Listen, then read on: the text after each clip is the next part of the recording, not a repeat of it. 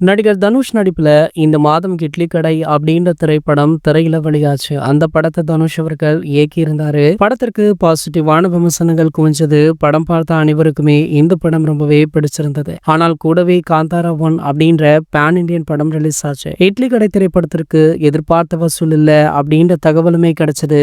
இந்த நிலையில இட்லி கடை திரைப்படம் தற்போது ஓடிடியில் வெளியாக இருக்கா. இந்த படம் ஓடிடியில் ரிலீஸ் ஆவது அறிவிக்க தனுஷ் அவர்கள் அண்மையில அறிவிப்பை வெளியிட்டு மேலும் பாத்தீங்கன்னா இதற்காக ஒரு ப்ரோமோ ஒன்றையுமே வெளியிட்டிருந்தாரு. அதுல மிகவும் சோர்வாகவுமே காணப்பட்டிருக்காரு. அதனை பார்த்த ரசிகர்கள் தனுஷ் அவர்கள் கவலையில இருக்கிறாரா, குறிப்பாக தனுஷுடைய ரசிகர்கள் வீடியோவில் அவர் சோர்வாக இருப்பதை பார்த்து சற்று கவலையிலுமே இருந்தாங்க. சோ காரணம் என்ன அப்படின்னு பாத்தீங்கன்னா டே நைட்டாக ஷூட்ல இருக்காரா.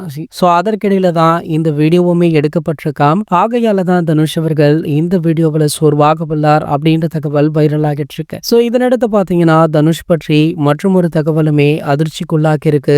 அதாவது தனுஷ் அவர்கள் ஒரு சில மாதங்களாகவே தொடர்ச்சியாக அவருடைய ரசிகர்களை பொது வெளியில சந்திப்பது மட்டுமல்லாமல் தனித்தனியே மாவட்டங்கள் வாரியாக சந்திச்சிட்டு இருக்காரு. சோ இதனை வைத்து பார்க்கும் போதே தனுஷ் அவர்கள் அரசியல களமிறங்க போறார் அப்படின்றது தெரிந்துவிட்டது. இந்த நிலையில தற்போது தனுஷ் அவர்கள் தாவேக கட்சியில் இணைய போவதாக ஒரு தகவல் வைரலாக போயிட்டு இருக்கு. காரணம் என்ன அப்படின்னு பாத்தீங்கன்னா சமீபத்துல தளபதி விஜய் அவர்கள் மாமல்லபுரத்துல வைத்து கரூர்ல பாதிக்கப்பட்டவங்களுடைய குடும்பத்தை சந்தித்து மன்னிப்பு கேட்டாரு. சோ இதற்கு திமுக தரப்புல இருந்து பலவிதமான எதிர்ப்புகளும் நக்கலான கமெண்ட்களுமே வந்தது. சோ அதனை எதிர்த்து தனுஷ் அவர்கள் குரல் கொடுத்திருந்த வேளையில சோ கண்டிப்பாக தனுஷ் அவர்கள் தாவேக கட்சியில தான் இணைய உள்ளார் அப்படின்றது கிட்டத்தட்ட உறுதியுமே செய்யப்பட்டிருக்கா. இது போன்ற செய்திகளை பற்றி நீங்க உடனே தெரிஞ்சுக்க நம்மளுடைய சேனலை மறக்காம சப்ஸ்கிரைப் பண்ணிக்கோங்க.